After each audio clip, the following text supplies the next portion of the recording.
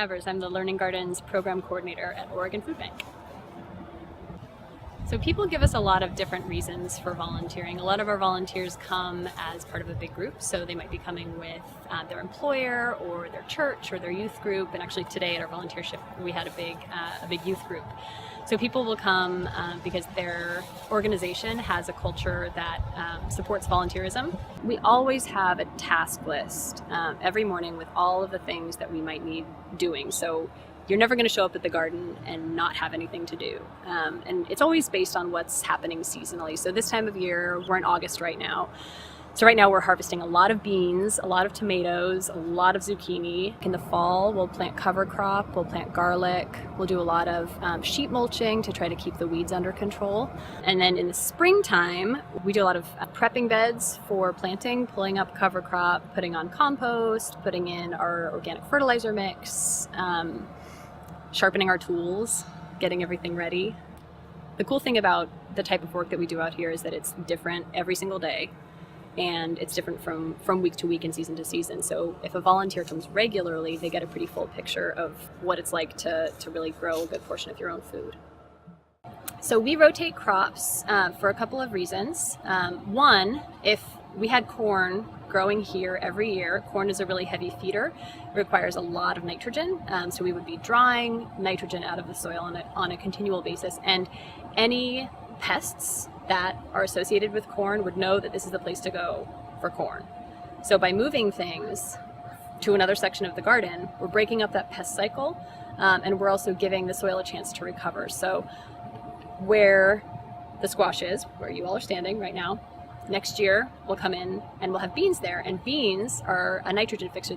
They have nitrogen fixing bacteria in their roots, so they'll restore some of that nitrogen that was lost back into the soil. By doing that, we keep our soil from depleting because we don't put chemical fertilizers on our soil, so we have to do these other types of practices to keep things healthy.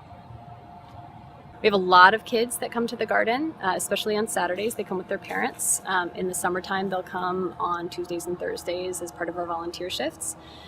And we also have youth who come as part of our Cooking from the Garden program. And I think that, I probably don't need to say this because we all know that we're pretty disconnected from where our food comes from at this point.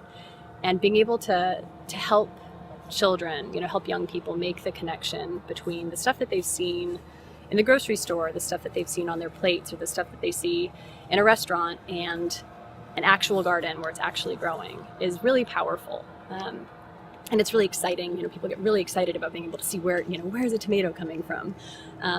What does the plant part of a potato look like? How deep do carrots actually go into the ground? It's a very powerful experience to sort of watch somebody realize those things for the first time.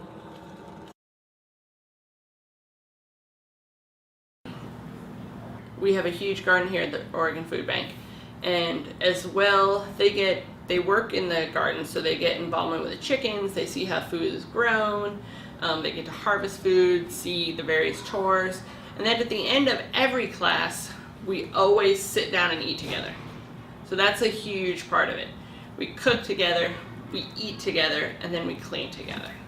And we actually sit down, which in this day and age, unfortunately, with people eating in their cars or eating standing up, a lot of families or even individuals are not sitting down at a table and eating anymore. And that's always a huge part of my class, is that we sit down and have a meal together. Do you want to do a salad together? Or? Yep, you can. I just dress it with, I have some lemon here, olive juice, salt and pepper, and that's it. And it's just the arugula? Yep. Oh. God, that's amazing. Really? One of my main goals and one of my beliefs is that you can create community through food. And I think a lot of times, even if they don't necessarily want to change their eating habits, they get a lot out of being around people and having people care about them and showing interest and talking.